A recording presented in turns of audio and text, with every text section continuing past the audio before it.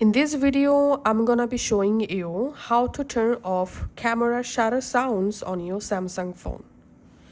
Go to your phone settings. In settings, scroll down and tap on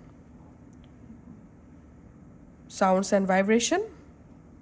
In here, tap on system sound.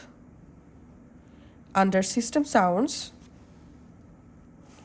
we have to completely mute our system sound. So just decrease the sound volume level and make sure it's mute.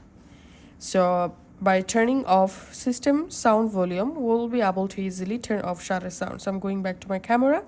Let's capture some random photo. We can see the shutter sound successfully gone.